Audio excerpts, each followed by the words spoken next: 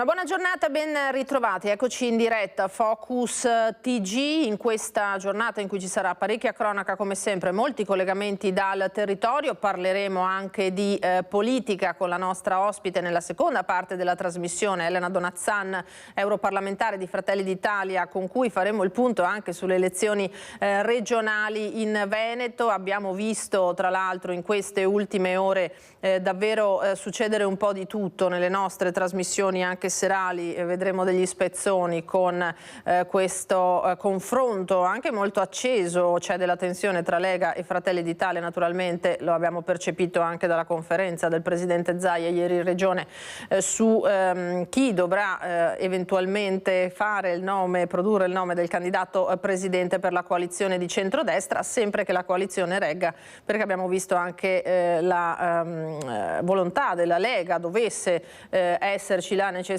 di una corsa in solitaria. Allora, intanto partiamo dalla notizia non locale ma nazionale di questi ultimi minuti. Chiederei gentilmente alla regia di inquadrare l'home page del Corriere della Sera. Cecilia Sala è libera, la giornalista del Foglio è già a bordo del volo che la sta riportando a casa, partito dall'Iran. La premier Meloni ha chiamato i genitori per avvisarli e poi ha anche diffuso un messaggio in cui ringrazia chi ha lavorato per questo risultato. Tra l'altro sappiamo che proprio Meloni era volata nelle scorse ore in Florida per confrontarsi con il presidente americano Trump su questo caso e anche su naturalmente gli scenari internazionali. Abbiamo visto tra l'altro che proprio Trump in queste ore le sta diciamo manifestando quella che è la sua volontà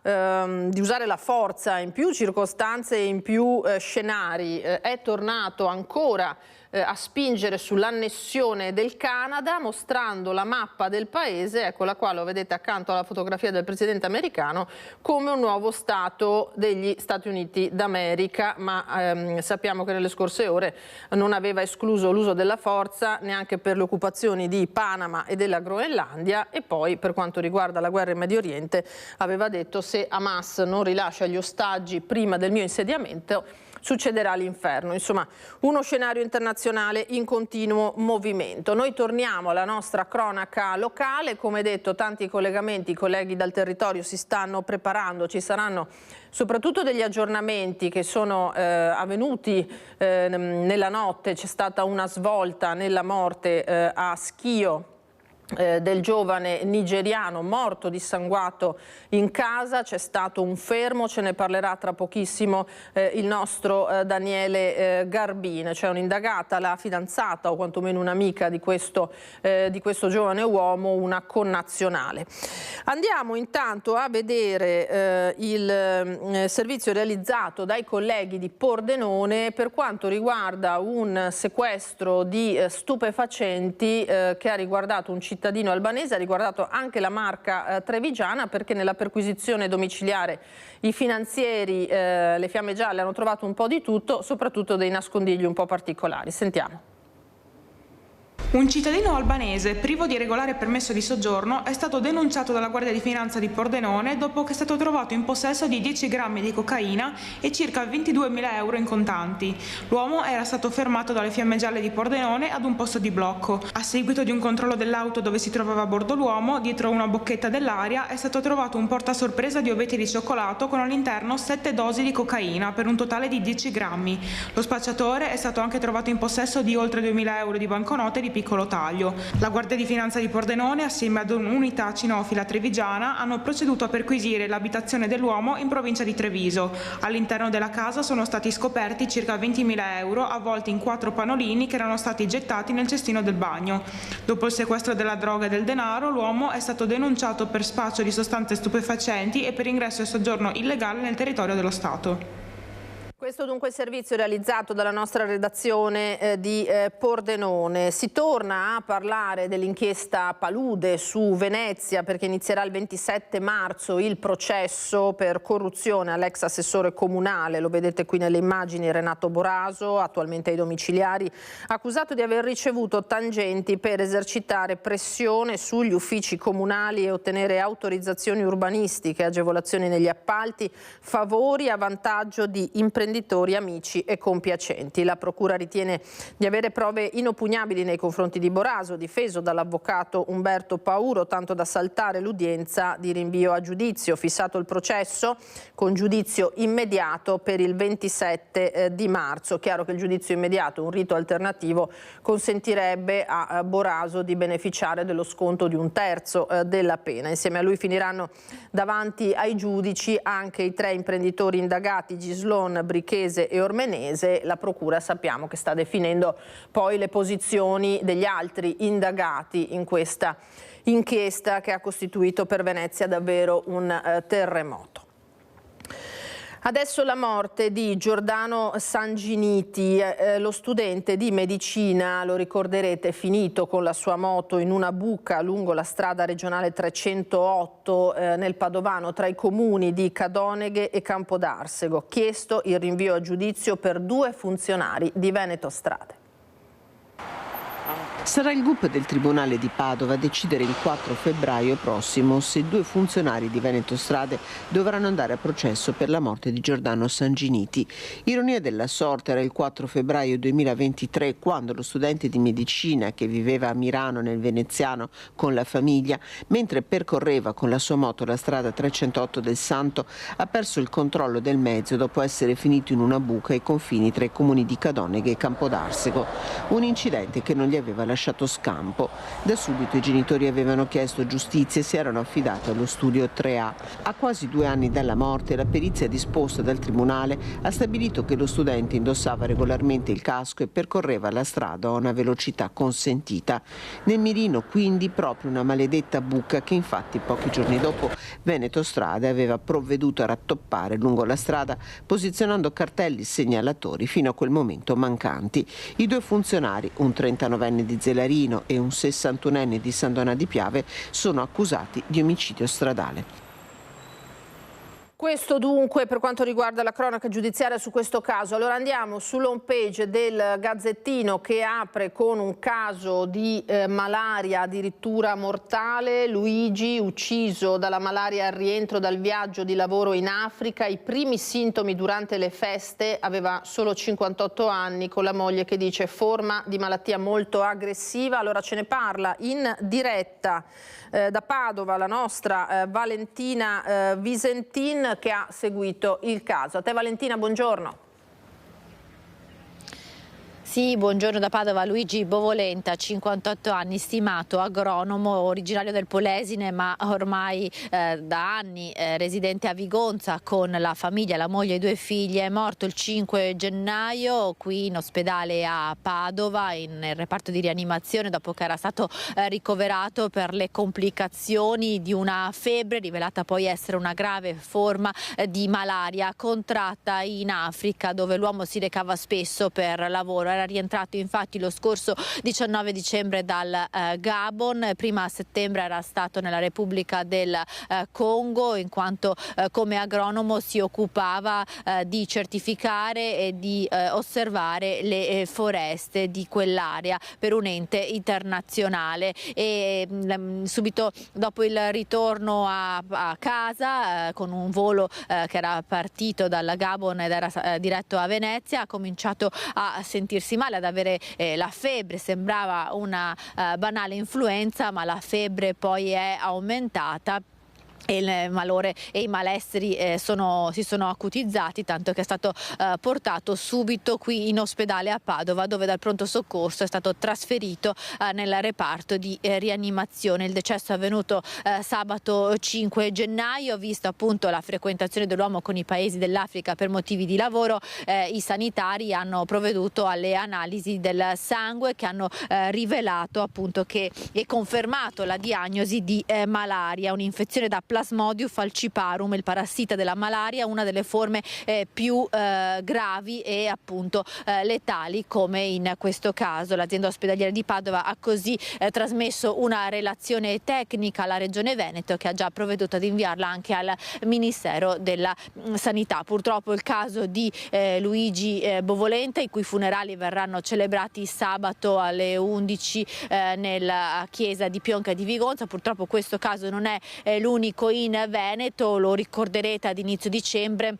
La morte del 55enne di Trevignano in provincia di Treviso, Andrea Poloni, anche lui ritornato dalla Repubblica del Congo dove aveva contratto la malaria. Tuttavia precisano i medici, se curata e trattata in tempo la malaria non è sempre letale, lo dimostra un caso invece che ha avuto una buona risoluzione a Verona a fine novembre, dove un paziente è guarito. Purtroppo la forma contratta da Luigi Bovolenta era una forma piuttosto grave, come ci ha spiegato questa mattina in un'intervista la direttrice del reparto di malattie infettive dell'azienda ospedaliera di Padova, Anna Maria Cattelan, che io vi faccio sentire in questa intervista. Restituisco la linea allo studio.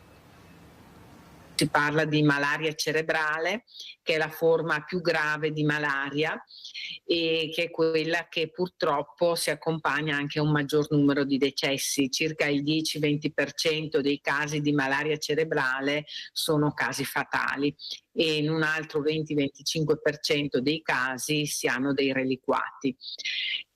La malaria non c'entra niente con la febbre del Congo, diciamo, è direi la parassitosi più diffusa nel mondo e soprattutto nelle aree dell'Africa, nelle aree subsahariane. Questo signore proveniva dal Gabon, dove era stato credo anche per lavoro, e si tratta di un'area dell'Africa centrale dove la malaria è endemica e quindi è molto diffusa. La profilassi sicuramente è un dispositivo che abbiamo a disposizione che ci permette assolutamente di ridurre l'incidenza delle forme di malaria.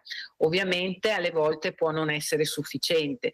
L'importante, e questa è una raccomandazione che faccio in generale, è che chi torna dall'Africa o comunque da paesi dove sappiamo esserci endemica la malaria, si ricordino di questa cosa e si ricordino di dirla sempre ai medici con i quali vengono in contatto nel caso appunto di presenza di sintomi, che alla fine all'inizio è soprattutto la febbre, il malessere generale, che sono dei campanelli d'allarme. È ovvio che in questo periodo magari possono anche essere confusi con forme simili influenzali o quant'altro, però quando si torna dall'Africa bisogna sempre tenere presente, profilassi fatta o profilassi non fatta, che c'è il rischio di aver contratto la malaria.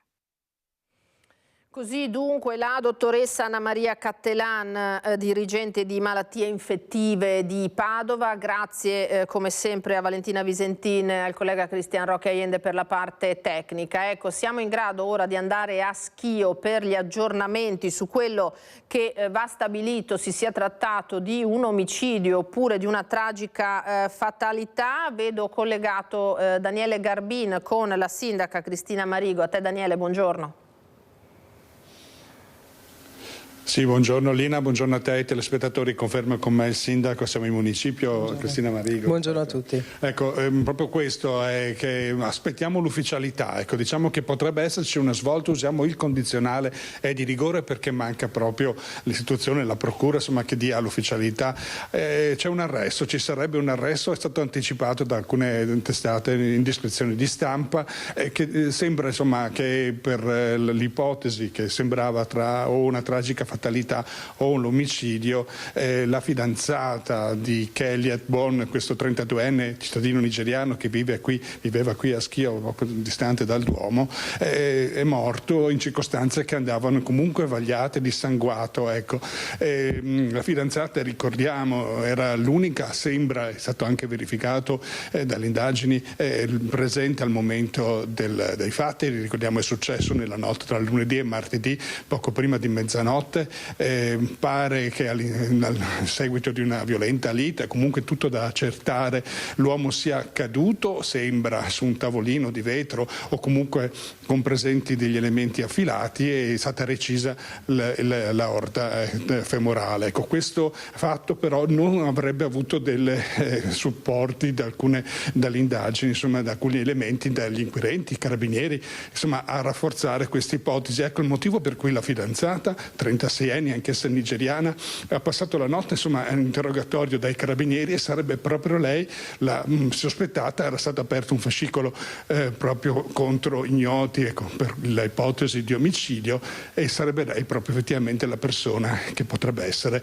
stata arrestata. Riteniamo al momento, ancora aspettiamo l'ufficialità. Il sindaco, un evento che comunque ha portato grande apprensione, molti anche abitano in zona, siamo in centro proprio, ecco, cosa possiamo dire in questo momento? Ma innanzitutto quello che mi sento di dire è che siamo molto dispiaciuti per quanto è accaduto, e perciò esprimiamo il nostro cordoglio soprattutto a tutta la comunità nigeriana con la quale dialoghiamo. Il fatto sembra però essersi consumato all'interno di un rapporto tra due persone, e parlare perciò di sicurezza o non sicurezza secondo me è un po' fuori luogo. Il ragionamento è proprio un evento gravissimo che è successo all'interno di un'abitazione tra due persone adulte. Dispiace veramente tanto un epilogo del genere, soprattutto in relazione ad un giovane che, da quanto si è potuto capire, era perfettamente integrato, quantomeno aveva dei rapporti molto saldi con la comunità nigeriana della nostra città. Perciò adesso attenderemo l'ufficialità, però quello che è emerso fino ad ora sembra proprio questo. Dispiace veramente tanto che che succedano delle cose del genere in città. È un discorso però diverso dalla questione sicurezza. Ecco, noi abbiamo anche raccolto ieri le testimonianze dei cittadini che abitano in zona, anche normali abituali, insomma è un condominio frequentato soprattutto da stranieri, e comunque fino ad ora non c'erano stati motivi per destare allarme, ricordiamo anche questo, nonostante appunto sono persone integrate che lavorano e quindi... Ma sì, ma infatti si diceva proprio questo, che ci sono tantissime persone immigrate che lavorano qua da tanti anni, che sono perfettamente integrate con la città, o che comunque hanno dei rapporti con le loro comunità, con i quali stringono un rapporto, hanno una rete, e con i quali noi dialoghiamo. Lì non era ancora successo niente di particolare. Noi abbiamo tante volte dei casi appunto le chiamiamo baby gang, ma non sono baby gang. Ci possono essere dei momenti di come dire, confronto, scontro tra chi ha un temperamento che andrebbe sicuramente come dire, modificato, però sono questioni diverse secondo me. Ecco, quello che è successo oggi, ieri, insomma, è tutt'altra cosa. Mi viene da dire che è tutt'altra cosa, e che con enorme dispiacere prendiamo atto di quanto è successo, perché è sicuramente una situazione grave, tutta da capire, tutta da chiarire. Certo, allora intanto ringraziamo per l'intervento, per Lina è tutto, aspettiamo proprio l'ufficialità se ci sarà effettivamente questa svolta nell'indagine. A voi. Grazie Daniele, grazie ai colleghi di Vicenza e alla sindaca naturalmente di Schio, Cristina Marigo. Vedremo ulteriori aggiornamenti in caso nel proseguo della trasmissione. Allora, andiamo a vedere una notizia che l'associazione Luca Coscioni ha diffuso da poco. Fine vita, il quinto caso di suicidio assistito in Italia è avvenuto in Veneto, dove Vittoria, nome di fantasia, ha dovuto attendere 8 mesi per avere il via libera della propria ASL con la conferma dei requisiti. Il messaggio di Vittoria: prigioniera del mio corpo, ho bisogno di pace. A causa dei ritardi dell'azienda sanitaria, la donna aveva avviato un procedimento giudiziario d'urgenza con Filomena Gallo e Marco Cappato dell'associazione Luca Coscioni, che dichiarano servono regole per garantire tempi certi. Continuiamo ad aiutare chi ce lo chiede. Parliamo di una donna di 72 anni affetta da sclerosi multipla e appunto quinto caso di suicidio in Italia, suicidio assistito in Italia, secondo, lo ricordiamo, in Veneto. L'altro era avvenuto in terra trevigiana, se ben ricordo. Andiamo avanti, blitz della polizia, siamo a Padova, in un appartamento del quartiere Guizza, dove era stata segnalata la presenza di alcuni stranieri irregolari. Espulsi 3 tunisini, si cerca il proprietario dell'immobile. Li hanno trovati all'interno di un appartamento dopo le numerose segnalazioni dei condomini che avevano notato un continuo andirivieni di persone sempre diverse. Il blitz della polizia in un'abitazione di via Monti nel quartiere Guizza a Padova ha permesso di identificare 3 stranieri che vivevano nel degrado all'interno delle stanze. L'appartamento risultava essere disabitato, invece quando gli agenti hanno suonato alla porta si sono trovati davanti 4 tunisini che in evidente stato di alterazione cercavano di impedire il loro accesso. Nelle stanze, sporcizie, immondizie e degrado ovunque. Uno dei 3 ha anche tentato di spingere fuori un poliziotto mostrandosi aggressivo, ma tutti sono stati bloccati e accompagnati in questura dove sono stati identificati. Si tratta di un 31enne, un 22enne, un 21enne e un 18enne, tutti tunisini e senza fissa dimora. Insieme a loro c'era anche un 19enne di origine belga residente all'estero. Il 31enne tunisino ha precedenti per spaccio, così come il connazionale 18enne, che insieme agli altri 2 tunisini è irregolare nel territorio. Il questore di Padova ha così disposto il trasferimento dei 3 nel CPR di Potenza e Gradisca di Sonzo. Ad oltre 4 anni dal fatto, chiuse le indagini sul tragico incidente sul lavoro costato la vita a un 47enne di Polverara, morto in un cantiere di Acce Gas APS Amga a Padova, travolto da una valanga di terra. Di traverso lungo il fossato che costeggia la tangenziale, un autoarticolato è uscito di strada verso l'una all'altezza dell'uscita 13 della tangenziale di Padova in direzione Padova Est. Il camion ha sfondato il guardrail ed è finito nel fossato. Fortunatamente, nonostante la straordinaria carambola, l'autista del mezzo, di proprietà di una ditta di Campo San Piero, è rimasto illeso. Il 30enne, residente nell'Alta Padovana, è stato trasportato per sicurezza in pronto soccorso per gli accertamenti e per i test di rito sul suo stato psicofisico. Sul posto la polizia locale di Padova per i rilievi. Ancora ignote le cause dell'uscita di strada, forse una distrazione o forse l'asfalto reso viscido dalla pioggia. L'incidente ha provocato lunghe code e traffico a rilento per molte ore lungo l'asse della tangenziale. Questo era chiaramente il servizio sul camion ribaltato in tangenziale a Padova. Andiamo ora a sentire gli aggiornamenti sull'inchiesta relativa alla morte sul lavoro di un 47enne di Polverara, morto in cantiere. Queste 2 persone stavano lavorando e c'è stato questo cedimento della parete. 14 ottobre 2020, a poche ore dal tragico incidente, il responsabile comunicazione di Acce Gas APS Amga a ricostruire la dinamica di quanto accaduto nel cantiere del centro idrico dell'azienda di via Montà a Padova. Sotto una valanga di terra restano sepolti 2 addetti che saranno recuperati dai vigili del fuoco. Per Pietro Voltan, 47 anni, di Polverara, non c'è più nulla da fare. Ferito in modo grave il collega, oggi 48enne, di Villafranca Padovana. A distanza di 4 anni sono 3 le persone che rischiano il processo dopo la chiusura delle indagini con le accuse di cooperazione in omicidio colposo e lesioni colpose. All'udienza preliminare fissata il 7 febbraio si presenteranno il coordinatore per l'esecuzione dei lavori e 2 dipendenti di Acce Gas APS Amga, responsabili a vario titolo della sicurezza del cantiere e del rispetto delle regole in materia di prevenzione. Una rapina, ma potremmo dire un vero e proprio assalto. 4 uomini armati di fucile ieri sera in tabaccheria a Piavondi Oderzo all'orario di chiusura. Ci spiega tutto la nostra Francesca Bozza, che è sul posto insieme ad Alberto Pivetta. Francesca.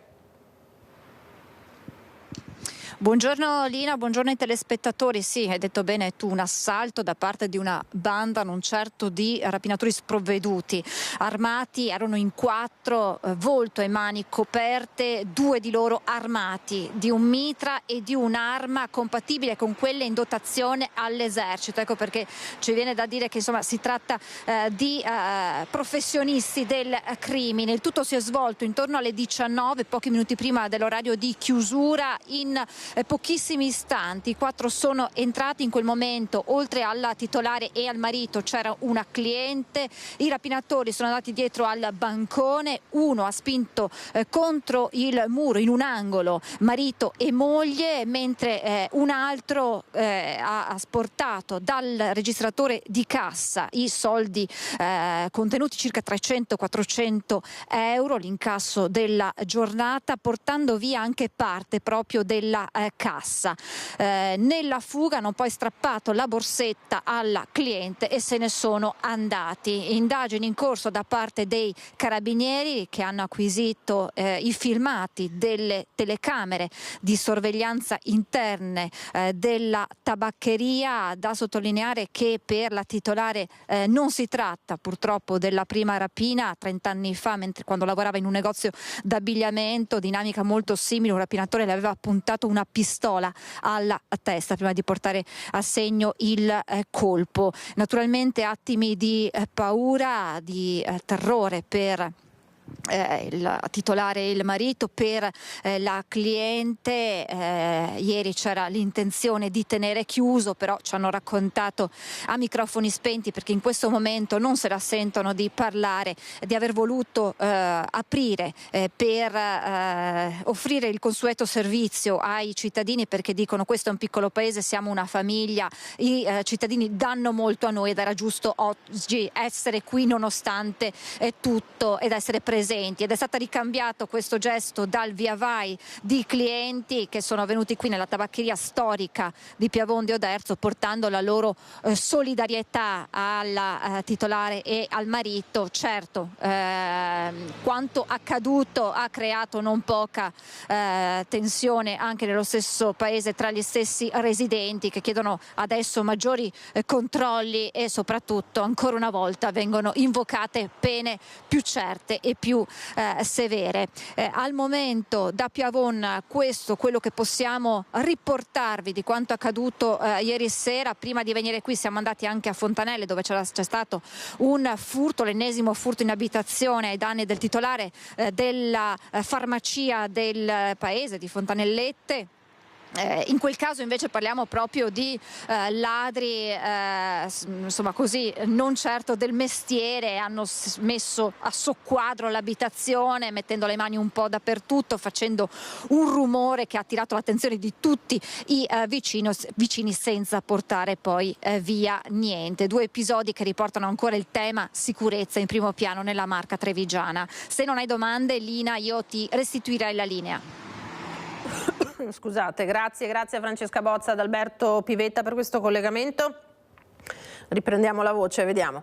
Andiamo subito, allora lasciamo la cronaca da parte 2 secondi, andiamo subito a Pieve del Grappa, perché ci sono delle novità sul caso che stiamo seguendo con la nostra redazione di Bassano sul istituto Maffioli, che rischia la chiusura. I genitori hanno fatto partire una raccolta firme. Vanessa Banzato è lì con Andrea Benetti e proprio con alcuni dei genitori per capire a che punto siamo. Vanessa, a te la linea, buongiorno.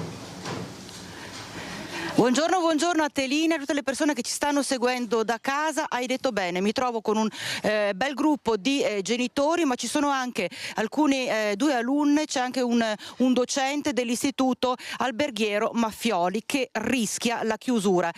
Come hai accennato tu poco fa, è partita questa raccolta di firme, questa petizione online ma anche cartacea, e c'è da dire che questa raccolta firme iniziata proprio domenica online sta davvero riscuotendo un grande successo. Sono più di 1900 le firme che avete raccolto in pochissimi giorni.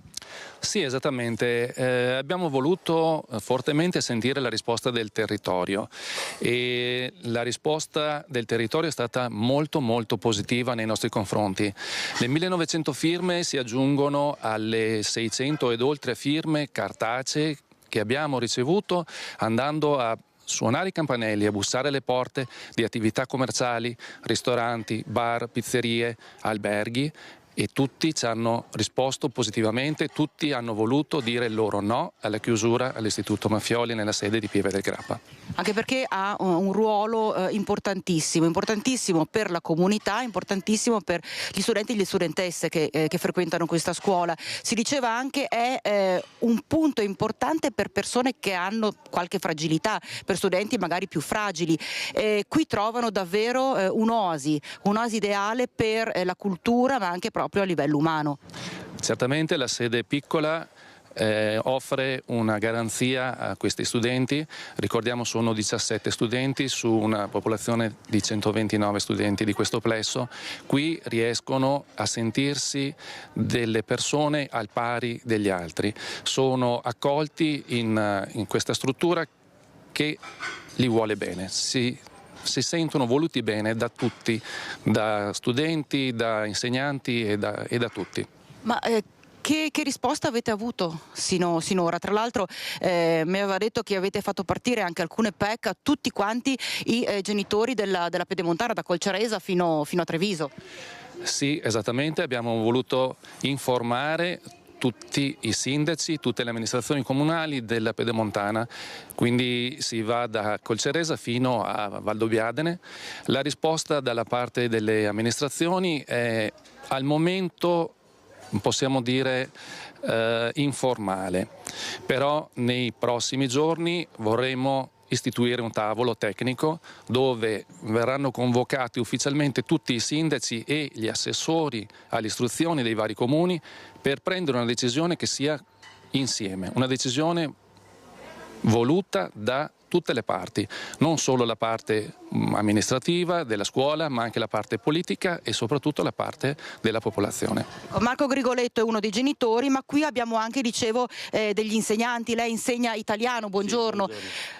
Perché non deve chiudere questa scuola? Ma perché è un'occasione importante per gli studenti di questo territorio avere un punto di riferimento importante come l'istituto alberghiero, e la sede negli anni ha sempre dimostrato di essere una sede di eccellenza, una sede che rispetta la diversità e l'inclusione, una sede che va mantenuta e va assolutamente tenuta aperta, perché le famiglie hanno bisogno in questo territorio di un riferimento così importante. Ecco. Perché pensare di raggiungere le due sedi di Montebelluna o Castelfranco sarebbe tanto difficile. Per le famiglie sarebbe un costo, un dispendio di energie importante, e che non andrebbe, come dire, a valorizzare il tessuto sociale, no? È importante che la politica si faccia carico anche di questo, non solo dei conti, ma che abbia a cuore quello che è la peculiarità di un territorio,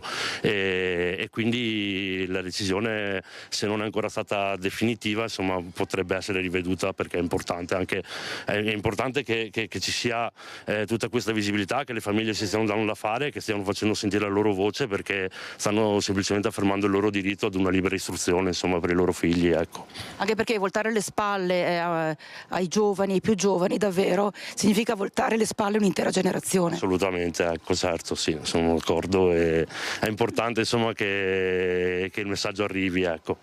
Qui abbiamo anche due ragazze di quinta, non siamo numeri, siamo studenti e famiglie, questo è il messaggio che volete lanciare, voi siete di quinta, quindi avete vissuto per 5 anni questa scuola.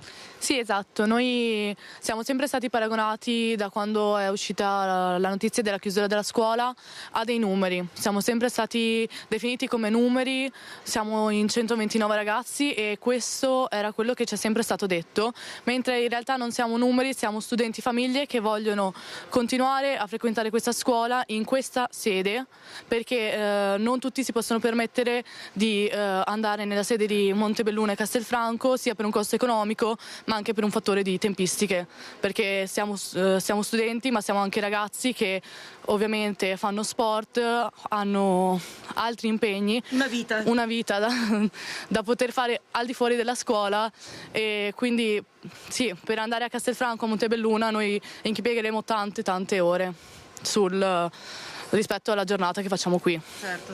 Insomma, Lina, hai sentito, c'è un appello fortissimo che viene lanciato dai genitori, tra l'altro oggi sono anche pochi, perché lavorano e perché è stato davvero, sono riusciti a organizzare in pochissimo tempo questo incontro ancora una volta per dire no alla chiusura dell'Istituto Baffioli nella sede di Pieve del Grappa, qui a Fietta di Paderno. Un no corale che arriva dai genitori, che arriva dagli insegnanti e che arriva da studenti e studentesse che frequentano questa scuola. Tra l'altro è arrivato anche un appello dai consiglieri DEM, tra cui anche Chiara Luisetto, appunto in regione, per chiedere che assolutamente venga rivisto qualsiasi processo di chiusura dell'istituto, quindi speriamo davvero che si riesca a toccare le corde dei cuori giusti, insomma, che si riesca a far mantenere viva questo istituto. Da Pieve del Grappa è tutto, Lina, ti ricedo la linea. Grazie Vanessa Banzato, Andrea Benetti, grazie a tutti gli ospiti per questa bella testimonianza e questa battaglia per salvare una scuola. Purtroppo ne stiamo vedendo tante di queste situazioni anche e soprattutto nelle scuole per i più piccoli, perché con il calo demografico naturalmente che c'è, ci sono molte primarie che stanno chiudendo i battenti, lasciando delle sedi storiche, ed è naturalmente un impoverimento per il territorio, ma tant'è. Seguiremo l'evolversi naturalmente di questa situazione. Allora, vedo invece pronta Ilaria Marchiori con Sandro Ponchio da Venezia, c'è l'assessore alla casa con lei Simone Venturini, perché rispetto al bando casa il comune è pronto a ricorrere. Ilaria, spiegaci qual è il contesto, qual è il caso.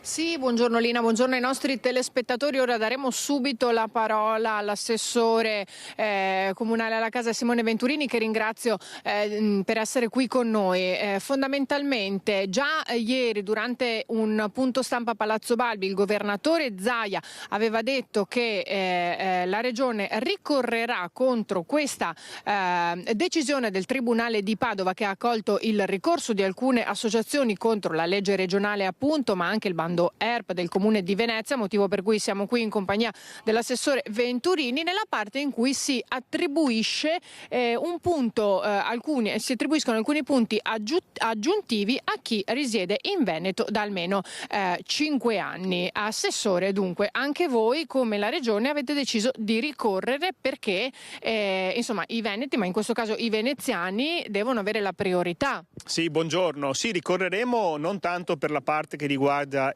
i requisiti di ammissione al bando, che devono essere ovviamente il più aperti possibili, ma per i punteggi che i comuni e la Regione possono dare a fronte di alcuni criteri. In particolare noi abbiamo privilegiato molto e dato molti punteggi a chi è residente nel territorio. Questo perché sono bandi per le case popolari del Comune di Venezia in questo caso, e crediamo che prima di ogni altro abbiano priorità i cittadini veneziani. Mi sembra un discorso di un buon senso e proprio di una chiarezza che penso tutti condividiamo.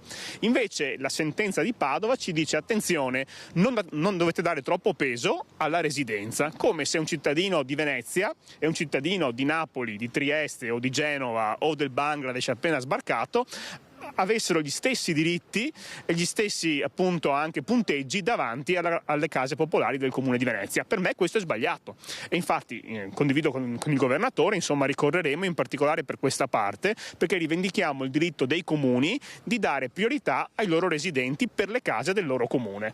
È folle pensare che un cittadino che si presenta da 20 anni al bando per le case di un comune e in questi anni ha lavorato qui, ha vissuto qui, ha costruito la sua famiglia qui, ha contribuito con le sue tasse a ristrutturare le case, abbia gli stessi punteggi rispetto a un cittadino che il giorno prima della chiusura del bando si sveglia da Napoli e partecipa al bando della casa popolare. È folle.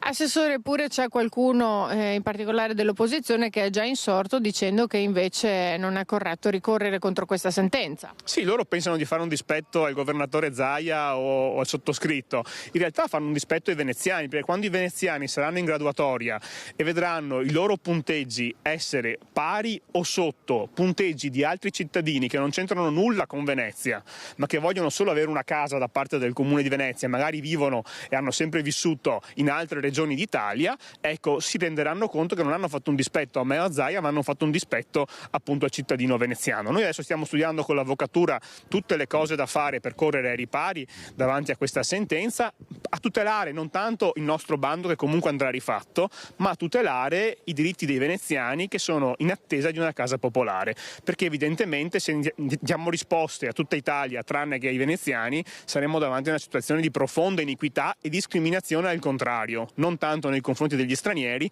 ma dei veneziani stessi. E tra l'altro, e poi restituiamo la linea allo studio, già soprattutto nell'ultimo periodo c'è un problema che riguarda la casa e la residenzialità in città. Sì, arriveremo al paradosso che nei comuni capoluogo, dove c'è il maggior numero di case popolari, perché sono comuni più grandi che hanno fatto più investimenti, ma sono anche comuni dove il costo della vita è anche più alta e quindi c'è più bisogno di case, ecco, questi comuni sostanzialmente farebbero da welfare per tutti i comuni di cintura intorno al comune capoluogo, perché i cittadini dei comuni più piccoli, non avendo molte case popolari nei loro comuni, farebbero domanda nel comune capoluogo, Padova, Venezia, Verona, Vicenza, quello che è, e il comune capoluogo attrarrebbe situazioni di fragilità a cui farebbe fatica a far fronte, perché avrebbe le sue più tutte quelle che arrivano dai comuni limitrofi e fanno domanda per le case del comune di Venezia senza avere alcun tipo di rapporto col comune di Venezia. Quindi davvero è una situazione paradossale, è una situazione che dal punto di vista probabilmente ideologico strizza l'occhio anche a qualcuno, e molti fanno il tifo per questa sentenza, in particolare alcune associazioni che difendono i diritti dei migranti, ma non capiscono che fanno l'effetto contrario, cioè fanno in modo che si acuisca la tensione e il conflitto tra persone in situazioni di bisogno, perché credo che la residenza debba essere un criterio importante, perché chi vive da anni in un territorio ha priorità rispetto a un altro. Grazie all'assessore Venturini, da Venezia è tutto, restituisco la linea allo studio. Grazie Ilaria, grazie all'assessore Venturini. Tema casa che si fa sempre più pressante, lo sappiamo benissimo, in tutte le città. Venezia è un caso estremamente particolare, ma poi in tutti i capoluoghi c'è questa nuova emergenza anche nel nostro territorio. Allora, in regia ringrazio Francesco Ceroni, Italo Morao, vediamo se è pronto Lucio Zanato da Treviso. Continuiamo con la cronaca violenta purtroppo di queste ultime ore. Prima Francesca Bozza ci parlava di una rapina in tabaccheria a Piavon di Oderzo, invece i carabinieri di Macerata sono stati costretti ieri pomeriggio a intervenire su un autobus della MOM per l'ennesima brutale aggressione a un conducente che rischiava di sfociare anche, oltre al pestaggio, anche in una rapina, tra l'altro bus in corsa, quindi situazione molto molto grave. Allora Lucio Zanato è in diretta dalla sede MOM con il presidente, che vedo e ringrazio, Giacomo Colladona. Lucio, a te. Buongiorno Lina, buongiorno ai telespettatori di Rete Veneta. Sì, siamo qui all'esterno della sede della MOM e con il presidente Colladon chiediamo subito come sta l'autista che ieri in corsa con passeggeri è stato aggredito, quasi rapinato, e con sangue freddo è riuscito a mettere un po' a posto la situazione grazie all'arrivo immediato dei carabinieri. Ma intanto come sta? Buongiorno a tutti, sta bene, quindi ovviamente a casa. La situazione è stata gestita in maniera ottimale, quindi l'autista ha fatto quello che doveva fare. Ma come gliel'ha raccontata? Perché immagino che vi siate sentiti. L'ha raccontata che questo personaggio un po' particolare gli ha dato un pugno e poi ha cercato di portargli via la giacca, il giubbotto. Mentre stava guidando?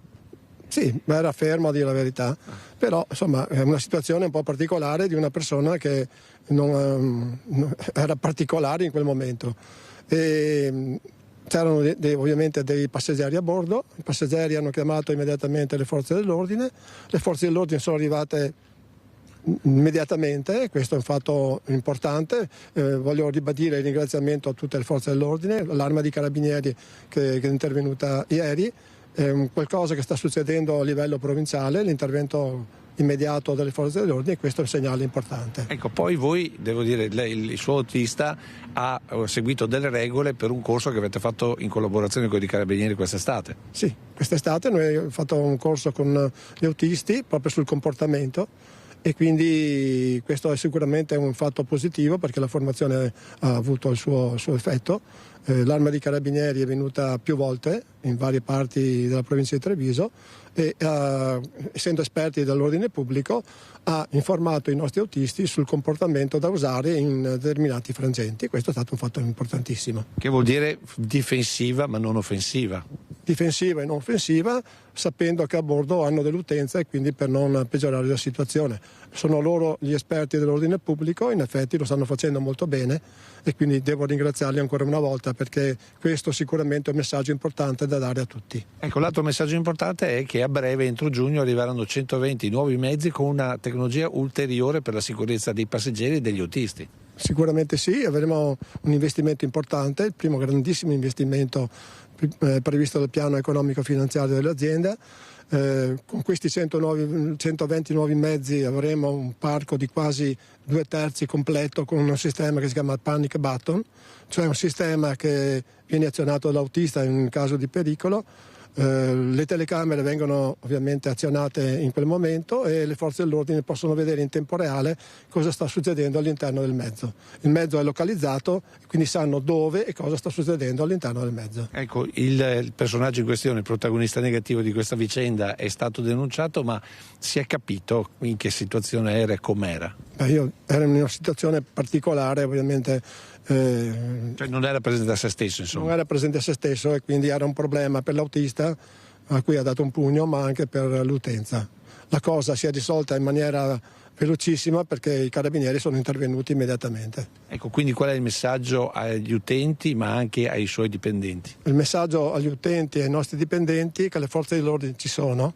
L'abbiamo visto anche recentemente, ma anche nel passato, in ogni parte della provincia. L'intervento è immediato e quindi il messaggio è proprio questo, di stare tranquilli perché le forze dell'ordine ci sono. Lina, mi pare di aver raccontato tutto, a te la linea. Grazie Lucio Zanato, grazie al Presidente Colladon. Davvero una situazione insostenibile ormai quella che vivono purtroppo gli autisti e gli stessi controllori dei bus nel Trevigiano, ma è un fenomeno purtroppo diffuso. Andiamo avanti con la cronaca dalla strada, purtroppo, perché innanzitutto torniamo sulla tragedia di Trevignano. Sono stati fissati i funerali di Marica Visentin, la mamma di 49 anni di paese che è morta venerdì a Trevignano travolta da un furgone mentre soccorreva la sua mamma rimasta in panne con l'auto. Saranno celebrati sabato mattina alle 10 nella chiesa parrocchiale di Porcellengo, di dove era originaria Marica. Il feretro partirà alle 9:30 dall'ospedale di Montebelluna. Il rosario sarà invece recitato sempre in chiesa venerdì sera alle 19:30. Ad accompagnare la foto della donna nell'epigrafe sulla cui morte è stata aperta un'inchiesta di cui ora vi darò, rispetto alla quale vi darò anche degli aggiornamenti. Sono state scelte le parole della scrittrice Carolina Turroni, dedicata alla figlia di appena 10 anni di Marica. Sarò con te in ogni gesto, nel muoversi delle foglie, nel frusciare di un gatto nel giardino, nelle orme di un pettirosso sulla neve, come solo l'eterna presenza di una madre può fare. Naturalmente, appunto, parole di consolazione per quello che si può per questa ragazzina rimasta purtroppo da sola. Tra l'altro la famiglia di Marica Visentin si è affidata allo studio 3A, che oggi fa sapere che la procura intende non solo naturalmente fare piena luce, ma questo è scontato, sul tragico incidente costato la vita alla donna, ma conferire domani un incarico a un consulente tecnico per ricostruire dinamica, cause e responsabilità del sinistro attraverso una perizia cinematica. Sapete che c'è stato un incidente tra un'auto e un furgone che poi carambolato, travolgendo la 49enne ferma a bordo strada. In questa inchiesta sono indagati i 2 conducenti delle auto coinvolte, dei veicoli coinvolti, un 29enne di Treviso alla guida del Ducato e una 39enne di origini ucraine residente a Montebelluna al volante dell'Opel Corsa, che ha appunto si è scontrata col furgone facendolo poi carambolare. L'incarico per effettuare la consulenza tecnica cinematica sarà conferito, come detto, domani alle 10 in tribunale all'ingegner Enrico Bellomo, e vedremo cosa chiaramente ne emergerà. Ancora incidenti, ferita nel Vicentino una coppia di anziani, erano a bordo di un'auto che è finita rovesciata su un fianco e determinante è stato l'intervento dei vigili del fuoco. Schio, sono quasi le 7 di sera quando in via Pianezza, lungo la strada che porta a Montemagrè, un'auto finisce rovesciata su un fianco, feriti 2 anziani a bordo. I vigili del fuoco accorrono sul posto e mettono in sicurezza la macchina alimentata a GPL. Dall'abitacolo viene estratto uno dei 2 anziani, una persona con disabilità. Poi la coppia di feriti viene presa in cura dai medici e dagli infermieri del SUEM 118 e trasferita in pronto soccorso per accertamenti. La polizia locale ha effettuato i rilievi per ricostruire la dinamica esatta dell'incidente. Ricorderete invece l'incidente che coinvolse la ciclista Alice Toniolli il 14 agosto scorso a Vittorio Veneto e che le procurò lesioni particolarmente gravi. Secondo la perizia disposta dalla procura, il manufatto in muratura che ha urtato la giovane cadendo avrebbe dovuto essere protetto in modo idoneo. Nell'incidente l'atleta, inquadrata nella formazione femminile della Fassa Bortolo, aveva perso il controllo della bici in coincidenza con un restringimento della carreggiata e aveva battuto violentemente il capo contro una spalletta del ponte. Per il fatto risultano indagati per lesioni personali gravissime 3 organizzatori di quella gara. E ora il caso del giovane morto a 20 anni per un infarto mentre viaggiava in A4 tra Cessalto e San Donà di Piave con la famiglia. È successo nelle prime ore del mattino di domenica. La vittima è il triestino Luca Parodi, giocatore di baskin nella squadra dei Bazinga. A ricordarlo il responsabile della compagine giuliana, Giulio Pituzzi.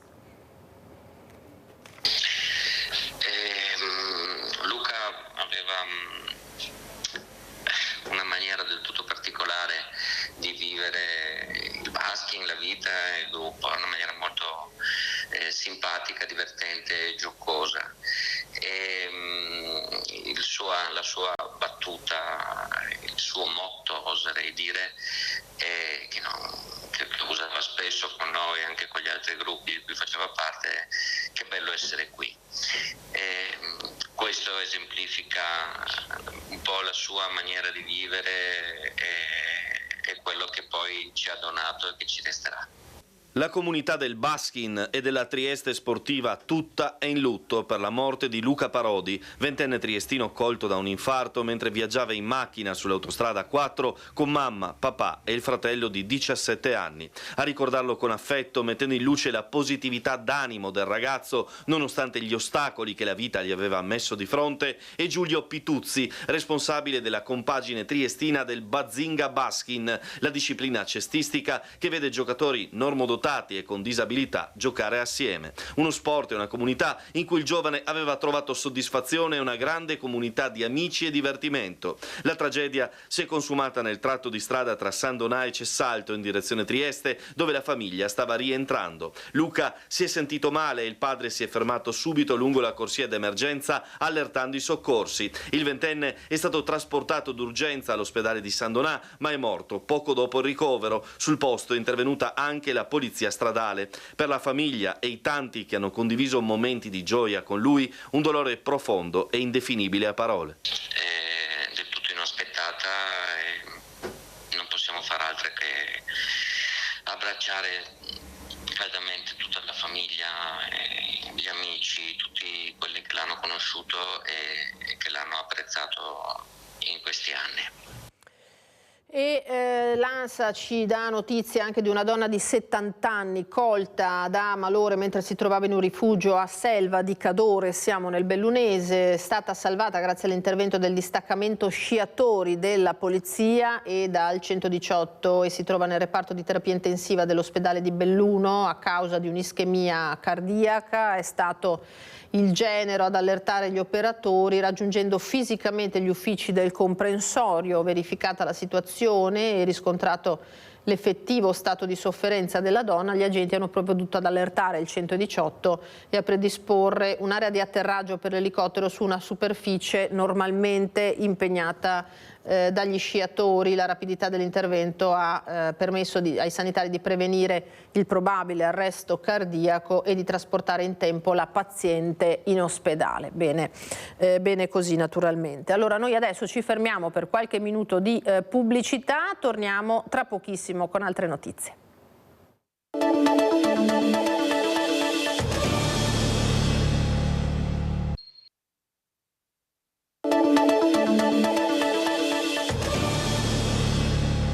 Eccoci di nuovo in diretta, ben ritrovati, seconda parte di Focus TG. Allora andiamo a Rosà, c'è stato un incendio che ha creato seri danni, fortunatamente è stato contenuto. Vediamo la nostra Monica Smiderle cosa ha raccolto sul posto.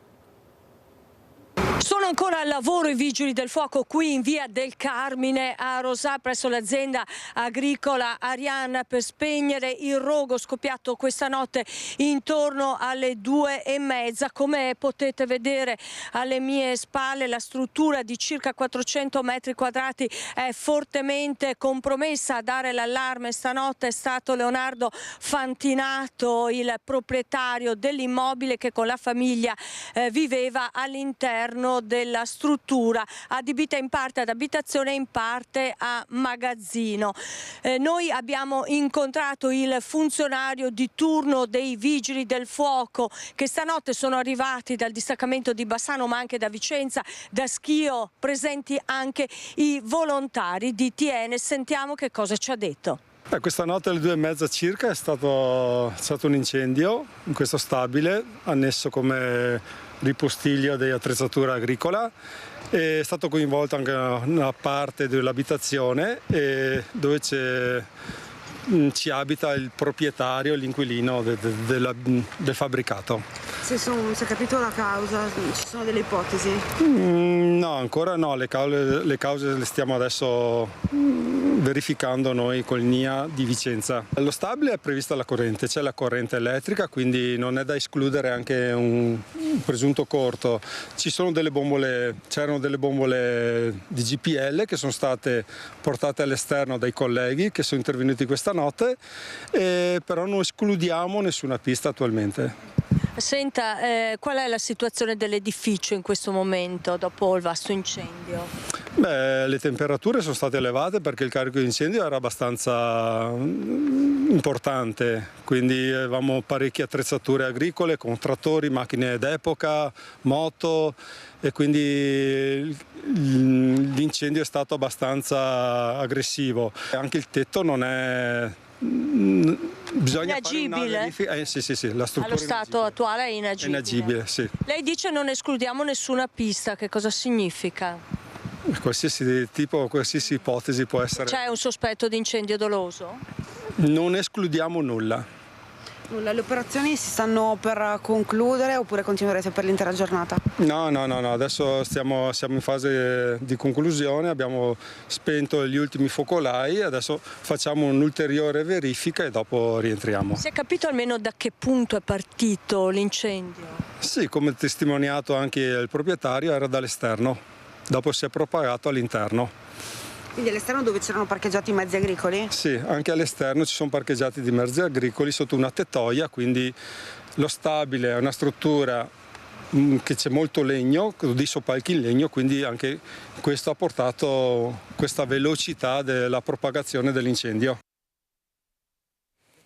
Grazie a Monica Smiderle e ai colleghi che sono stati sul posto naturalmente per darci le informazioni su questo incendio. Allora noi torniamo a parlare di ordine pubblico e sicurezza nelle città. A Vicenza il sindaco Giacomo Possamai chiede più agenti, un po' come ha fatto anche quello di Treviso Mario Conte, lanciando anche lui un appello al ministro Piantedosi.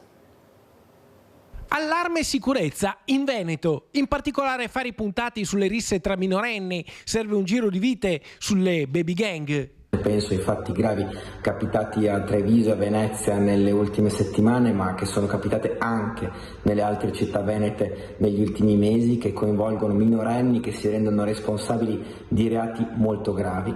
Il sindaco di Vicenza punta sulla prevenzione e chiede un piano nazionale che possa dare una risposta forte e organizzata alla violenza giovanile sempre più diffusa.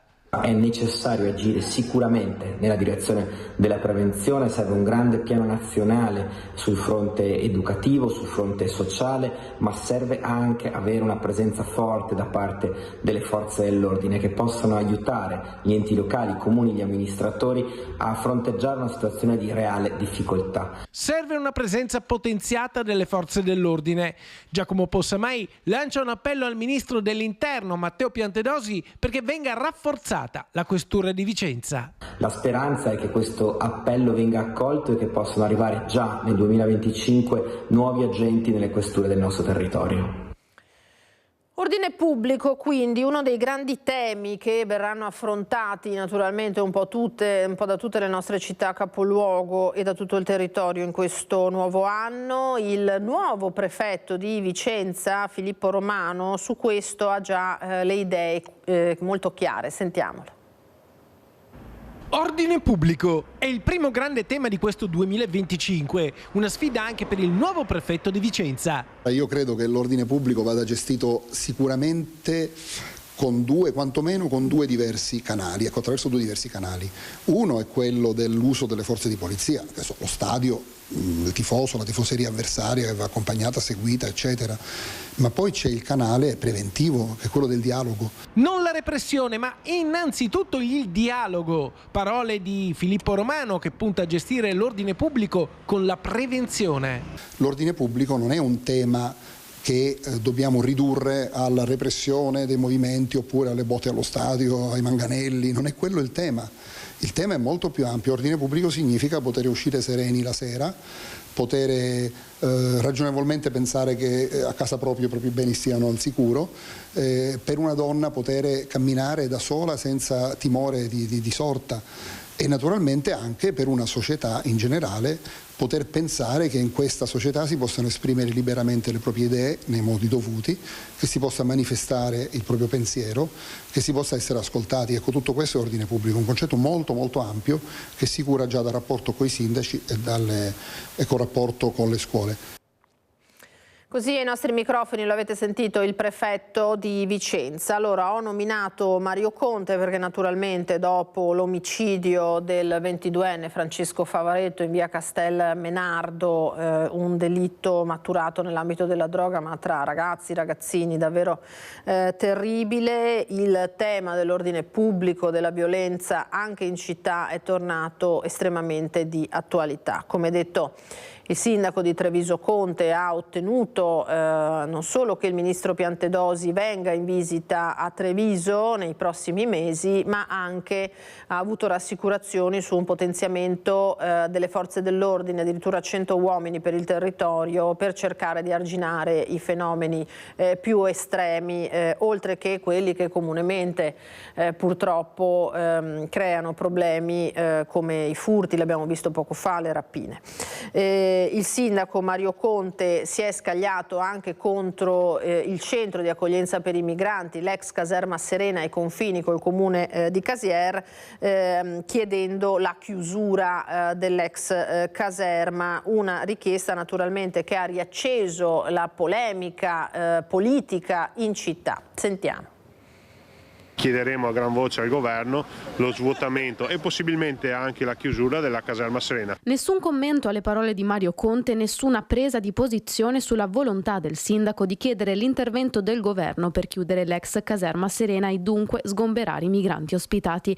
Perentorio Gian Lorenzo Marinese, presidente di Nova Facility, società che gestisce la struttura. Un no comment che in realtà dice tutto. 550 e non 700, come invece annunciato dal primo cittadino, le persone che attualmente sono alle Serena, di cui 20 senza tetto presi in carico proprio su richiesta del comune. Dormivano alla piani e che sono stati sgomberati dalla sera alla mattina, quindi forse Conte, prima di parlare di come gestire e come svuotare la caserma Serena, dovrebbe pensare che la caserma Serena in questo momento gestisce e risolve molti problemi che non sono risolti dal Comune di Treviso. Il problema dell'immigrazione è un problema gravissimo, molto difficile da risolvere, sono ormai decenni, il centrodestra non è mai riuscito a risolverlo e quindi di conseguenza vogliono nascondere la questione chiudendo la caserma. Beh, allora se chiudiamo la caserma dove mettiamo queste persone? Attacca l'opposizione, da sempre sostenitrice di politiche di immigrazione che prevedano l'accoglienza diffusa. A nulla, commentano dal Partito Democratico, servono gli appelli ai ministri per chiudere l'hub trevigiano. Appelli, dicono, destinati a cadere nel vuoto. È il ministro Salvini che ha favorito invece questi grandi caserme e sono i sindaci leghisti che da sempre si ostacolano tutti i processi di accoglienza diffusa. Quindi il sindaco Conte dovrebbe parlare di più con i suoi sindaci che si oppongono all'accoglienza diffusa. Allora, se vogliono chiudere le caserme, ritorna il nostro progetto, cioè quello dello SPRAR. Agire proponendo soluzioni concrete con politiche di integrazione che ad ora mancano e che, data la situazione internazionale, dalla Siria all'Ucraina al Medio Oriente, serve mettere in atto con urgenza. Si scordino che queste persone non arrivino, perché ci sono e non possiamo certo non farne nulla. Mi pare che l'Europa non risponda e la dimostrazione che quello che sta succedendo in Albania è praticamente soldi buttati via. Creare appunto delle soluzioni di accoglienza diffusa, che non è solo Treviso, ma facciamo un tavolo provinciale, facciamo un tavolo regionale, cioè ci sono tante realtà dove possono essere messe le persone e ricostruirsi anche una famiglia. Allora, se chiudono la caserma devono trovare una soluzione di accoglienza diffusa. Questo è il punto di vista del Partito Democratico. Saluto e ringrazio, dovrebbe essere collegata in diretta Elena Donazzan, buongiorno, eccola qua, europarlamentare di Fratelli d'Italia, ben trovata e grazie naturalmente per la disponibilità, Elena. Grazie a voi e buon anno a tutti i vostri telespettatori e a lei. Grazie, grazie infinite, ricambio. Allora, avrà sentito questo servizio, parliamo di ordine pubblico nelle città, abbiamo parlato di Treviso ma anche di Vicenza, situazione che rischia un po' di sfuggire di mano, no? Cosa ne pensa? Guardi, io penso che ne avevamo tutte le avvisaglie, ci sono stati anche autorevolissimi esponenti della cultura, penso a Oriana Fallaci, che scrissero di questo 10-20 anni fa, dicendo che rischiavamo di diventare una Eurasia, di essere invasi in maniera non ordinata, non organizzata, non accogliente nel modo in cui intendiamo noi, cioè con delle regole. E credo che quello che stiamo assistendo oggi, anche nelle nostre città, noi pensavamo di essere un po' al coperto di pericoli che abbiamo visto in Francia, della seconda e terza generazione degli immigrati che arrivano senza un documento, senza arte né parte, e questo era un modo di dire dei nostri anziani, che però ti dice anche che se vuoi essere rispettato in una società devi rispettare le regole, devi venire nei modi corretti, devi riuscire ad avere un lavoro per essere sostenuto. E oggi il tema della sicurezza è direttamente collegato a questo. Credo che negli occhi, almeno a me, è rimasta per la seconda volta, perché non è la prima, la piazza del Duomo di Milano, la grande città del nord, la più grande città del nord, la capitale economica dell'Italia, che ha visto nel suo capodanno l'inneggiare alla qui è Africa, qui è Islam. E questo è pericoloso perché è un atteggiamento estremamente preoccupante. Quello che accade a Treviso, quello che accade a Vicenza, a Padova, purtroppo è accaduto a Parigi. Purtroppo era già scritto da Oriana Fallaci, purtroppo l'abbiamo visto esasperato nei termini dello slogan e della propaganda a Milano. E allora ha ragione il sindaco Conte. Non è più possibile non solo accorgere ulteriori, ma anche tenere tutti questi. Sono troppi in Italia, sono troppi a Treviso, quando ovviamente escono non avendo né arte né parte, ma molti non volendosi integrare, assolutamente. Abbiamo seconde e terze generazioni che rivendicano origini loro proprie, diverse dall'essere in questa nostra nazione, in questo nostro territorio, il Veneto così accogliente. E quindi bisogna avere la forza di dire la verità. Sono troppi, vanno rimpatriati, vanno portati fuori dai confini italiani, perché noi prima di tutto dobbiamo pensare ai veneti, agli italiani, ai trevigiani che hanno paura di uscire di casa, a me che ho paura di arrivare in stazione a Padova oltre una certa ora o non vado più a Vicenza in certi posti. Certamente, chiarissimo. Sono tanti i temi, Elena, che possiamo affrontare oggi davvero. Le chiedo al volo un commento sul rimpatrio, la liberazione e il rimpatrio di Cecilia Sala, annunciata proprio dalla Premier Meloni in queste ore. Io sono orgogliosa di Giorgia Meloni e di come ha gestito questa delicatissima situazione. Sono orgogliosa del fatto che non abbia mai risposto alle polemiche interne che sono state portate da una sinistra che probabilmente veramente ha solo in una critica scomposta la sua forza di espressione. Invece Meloni non ha mai replicato alla sinistra, che anche in Parlamento si chiedeva che cosa stesse facendo il governo italiano e che cosa stesse facendo Giorgia Meloni. È stata addirittura criticata perché ha preso un aereo durante le vacanze di Natale ed è andata negli Stati Uniti, laddove era evidente che vi fosse anche un tema di relazioni internazionali con un alleato importante su eventuali possibilità di trovare forme di soluzione al caso Sala. E quindi io sono orgogliosa di Giorgia Meloni in primis e del governo italiano e devo essere felice che una nostra concittadina sia tornata in patria, usata come elemento di scambio, ed è pericoloso come atteggiamento, perché è chiaro che oggi nessun europeo è sicuro al di fuori, alle volte non siamo sicuri neanche in patria, visto quello che abbiamo detto nel commento precedente, ma veramente bisogna fare molta attenzione, la diplomazia deve essere sempre allerta e molto autorevole, quello che ha dimostrato il governo italiano. Grazie. Senta, veniamo alle questioni di casa nostra, perché ho un paio di contributi da mostrarle, no? Elezioni regionali, qui c'è un dibattito scatenato tra Lega e Fratelli d'Italia, allora chiederei gentilmente alla regia, prima di farci vedere il servizio che abbiamo realizzato ieri sulle parole del presidente Zaia, che ancora non dispera sul terzo mandato, parlando naturalmente di quello che può accadere quando sarà la Corte Costituzionale a esprimersi eventualmente, e poi quelle che sono anche le prospettive di una Lega che si dice disposta ad andare da sola. Sentiamo. Ci deve essere sempre, come si può dire, una forma di consenso popolare preventivo. Cioè, se venisse qua qualcuno a imporci un candidato che magari non è neanche, come si può dire, particolarmente gradito, è inevitabile che i veneti dicano cosa sta succedendo. Le aspettative di leadership in Veneto, prima di Forza Italia, ora di Fratelli d'Italia, sono legittime, ma quella di presidente di regione è una carica elettiva ed è bene ricordarlo. Suona come un avviso agli alleati la replica di Luca Zaia al ministro Luca Ciriani, che senza giri di parole ha sostenuto che spetta al partito di Giorgia Meloni il candidato governatore in Veneto, bocciando terzo mandato e rinvio delle elezioni alla primavera del 2026. È ovvio che il candidato dovrà uscire da una decisione, dal tavolo della politica, quello che sarà, però un minimo, diciamo, di precondivisione con il popolo veneto ci vuole, perché i veneti non sono mai stati abituati a farsi calare dall'alto i candidati, e quindi penso che questo sia fondamentale, avere quantomeno un minimo di rispetto anche nei confronti della popolazione, che è doveroso come rispetto. Medesimo concetto, ma espresso con toni molto più spicci dal capogruppo di Lega e Lista Zaia in regione, Alberto Villanova. C'è ancora a Roma chi crede di fare del Veneto terra di conquista. Voglio rassicurarli, il Veneto non sarà mai terra di conquista. La Lega vuole un proprio candidato presidente, ma non abbandona l'idea che sia Zaia a ripresentarsi, sebbene giovedì, nel primo Consiglio dei Ministri dell'anno, all'ordine del giorno del governo ci sia l'impugnazione della legge regionale con cui la Campania autorizza il terzo mandato per Vincenzo De Luca, atto che per Zaia non sarebbe comunque definitivo. Penso che non sia una pietra tombale, perché se il governo impugna, ed è legittimamente, diciamo, da comprendere se impugna, noi dovremo capire la Corte Costituzionale cosa dice. Magari la Corte Costituzionale apre un vaso di Pandora sul tema del blocco dei mandati, sulla costituzionalità o meno.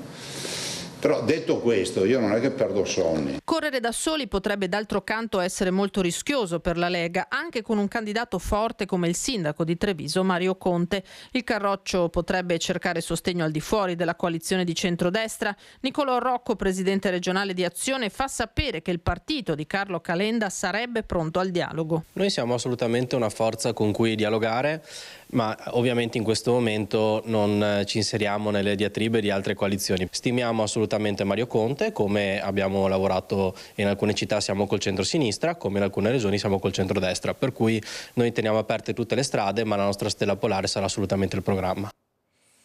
Ecco qui Elena, allora cosa ne pensa intanto della posizione di Zaia, che ha risposto di fatto a Ciriani, insomma, dicendo attenzione a non mettere in campo un candidato che poi non abbia una minima base di consenso, perché ai veneti i candidati calati dall'alto non piacciono. Cosa dice?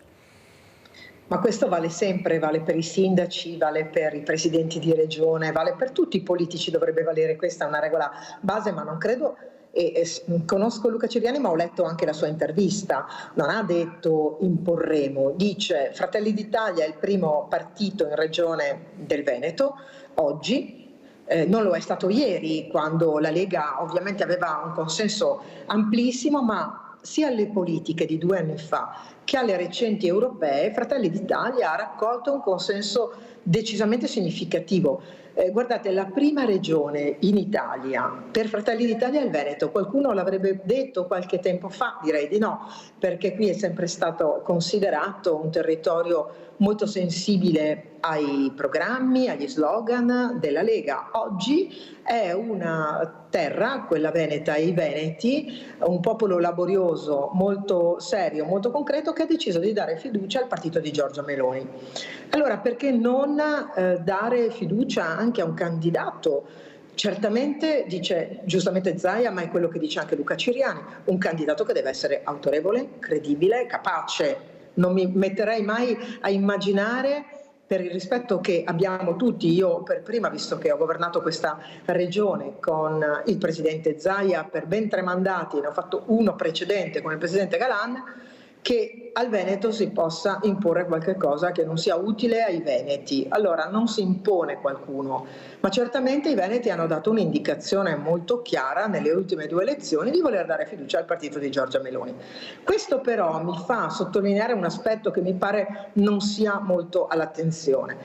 Prima di tutto vengono i programmi e la continuità politica, perché noi siamo il centrodestra, e con noi intendo Fratelli d'Italia, Lega e Forza Italia. Governiamo l'Italia bene, siamo in questo momento, lo dico anche da esponente di Fratelli d'Italia al Parlamento europeo, noi siamo il governo più stabile tra tutti i grandi paesi che che sono protagonisti della vita europea e che fanno la storia dell'Europa. La Spagna è in fibrillazione, la Francia ha difficoltà a comporre governo e la Germania è a elezioni anticipate. L'Italia è solida, stabile, credibile. Anche questo, qualche anno fa l'avremmo detto, no, eravamo abituati a vedere cambiare un Presidente del Consiglio ogni anno. Ricordiamoci gli ultimi 5, Conte 1, Conte 2, Draghi, con fibrillazioni e maggioranze variabili, la Lega con i 5 Stelle col PD, poi tutti insieme come una grande ammucchiata. Allora, la chiarezza del centrodestra secondo me è un valore per il Veneto. La continuità politico-amministrativa è una forza per il Veneto collegata al governo nazionale. Ecco perché io non voglio neanche immaginare che Lega e Fratelli d'Italia si dividano su di chi è il Veneto. Il Veneto è dei veneti. Certo, però insomma non ce le si manda a dire. Chiederei alla regia di farle vedere ieri sera il vice sindaco di Treviso Alessandro Manera e il consigliere regionale Gio Formaggio come se le sono cantate. Sentiamo. Prima cosa, il fatto che Fratelli d'Italia si è sempre comportata benissimo. Vicenza, insomma, Gio, la scalata alla lista civica del sindaco non è stata una grande cosa da parte degli esponenti Fratelli d'Italia, ce lo ricordiamo questo. No, non è scalata, è stato Rucco che è venuto in Fratelli d'Italia. Vabbè, però precedentemente la scalata è stata fatta, ha dovuto cambiare 2 assessori, dai, non è stata una cosa bellissima farla. Ce lo ricordiamo. Ricordiamoci chi ha portato a casa la Lega. Guarda che come memoria storica politica potrei fregarti. Scusa, è avvenuto, ce lo ricordiamo, ha dovuto cambiare la giunta per tutta una serie di motivi. Bassano abbiamo un corso separati, non mi è sembrato uno scandalo. Cioè, mi sembra che avete più paura voi che noi corriamo da soli, perché se noi che siamo così scarsi, se i cittadini veneti vogliono Fratelli d'Italia, faremo delle primarie alle urne e se vincete siete più bravi, mi sa che magari, sai, un po' di pauretta l'avete, ma se non avevate Vannacci alle europee, stasi di casa tutti. Allora, se non avevate Vannacci alle europee, stavate a casa tutti. Posso dirti uno che se non c'era Vannacci magari ero in Europa, forse. Ma non scattava nessuno, non scattava neanche Borchia. Non sta a fare questi discorsi. Mezzo milione di voti. Se non avevate la Meloni non esistevate neanche. Ma la Meloni sei il capo del partito. Ecco, esatto, non si candiderà in regione. Dovete baciare l'anello a Salvini che ha candidato Vannacci. Io lo trovo una discussione stucchevole e non dovrebbe neanche esserci il limite dei mandati. Bisognerebbe togliere anche che il Consiglio regionale avesse anche la forza di togliere il limite per gli assessori. Non ha nessun senso. Un'azienda, un imprenditore privato, un'azienda, nel momento in cui ho un dirigente piuttosto... Mi sa che l'hanno messo loro anche quello. posso esprimere un concetto indipendentemente da chi l'ha messo. Io non sto facendo il tifoso. Io sto facendo una riflessione dicendo il Consiglio regionale lo ha votato, il Consiglio regionale dovrebbe...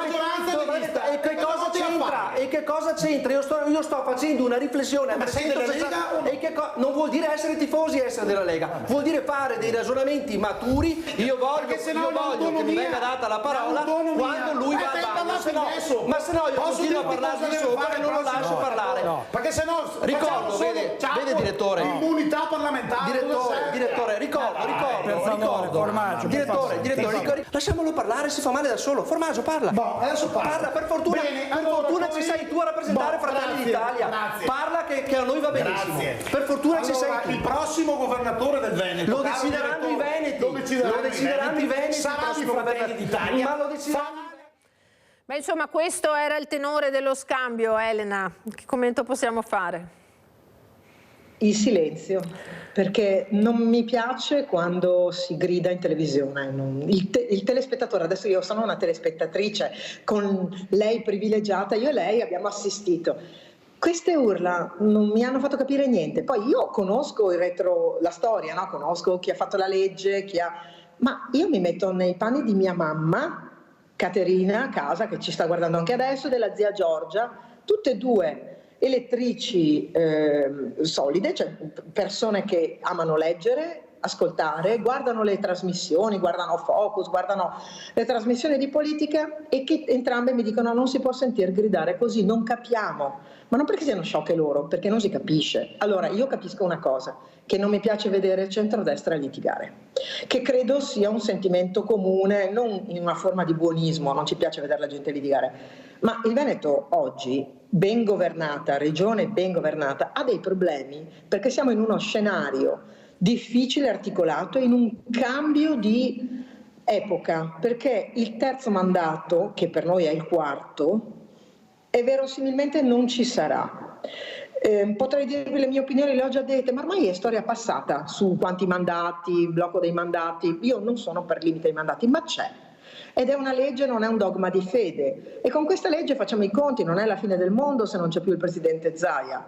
Il Veneto, capace di camminare da sé, oggi deve avere uno slancio maggiore perché ci sono problemi più gravi.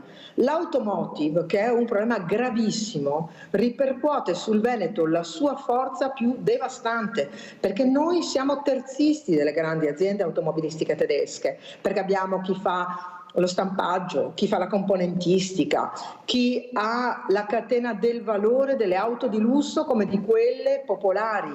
E noi oggi abbiamo il più alto numero di cassa integrazione di tutta Italia a causa di questa catena, che era una catena di valore importante che oggi soffre non per colpa nostra. Allora il Veneto deve fare i conti con i problemi dei veneti e chi governerà la regione del Veneto non deve litigare sguaiatamente, che lo facciano al bar.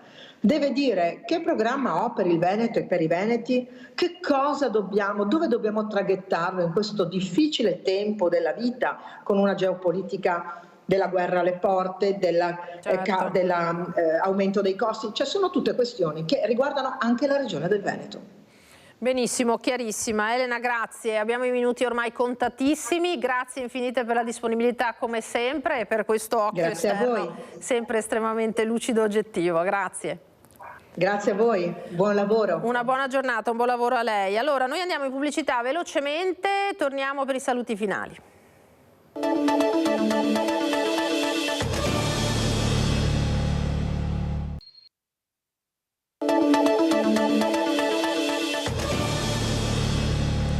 Eccoci qui, ultimi istanti davvero di questo nostro Focus TG, il tempo di andare a vedere la Befana che è arrivata al banco solidale dei veneti schiacciati dalla crisi grazie ai paracadutisti. Buongiorno! Guardate, con la piantina, perché lei si era persa, perciò aveva la piantina di Treviso, però non riusciva a trovare la provincia perché era chiuso e ha chiesto l'aiuto ai paracadutisti.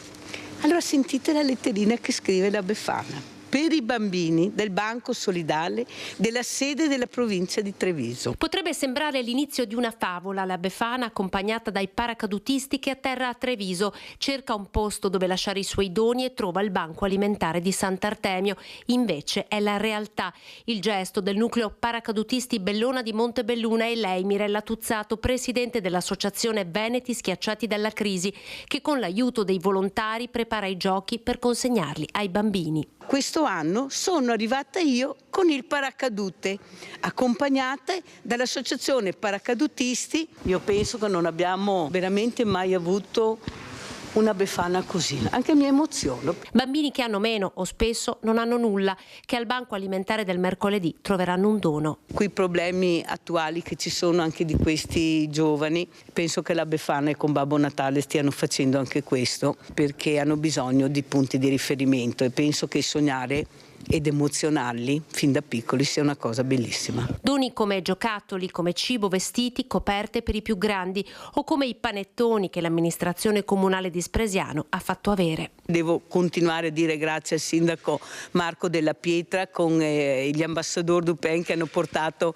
130 panettoni, perché nessuno aveva portato un panettone a parte le famiglie o le persone. Doni che il banco è pronto ad accogliere e distribuire, l'unico nella Marca, l'unico in Italia aperto dentro ad un ente pubblico, un posto speciale che merita per questo di essere raccontato. Abbiamo abbigliamento, facciamo fatica a donare cibo, pasta, latte, quello ce lo compriamo, confessa Mirella Tuzzato, emozionata come non mai nel leggere la letterina della Befana ai bambini. Cari bambini, grandi doni per voi tutti, perché lo meritate. Bravi, bravi e bravi. Un grande abbraccio dalla vostra Befana. E allora ci fermiamo qui anche noi, grazie a Francesco Cerone e Italo Morao in regia, come sempre appuntamento ai telegiornali di questa sera, a voi tutti un buon pomeriggio, arrivederci.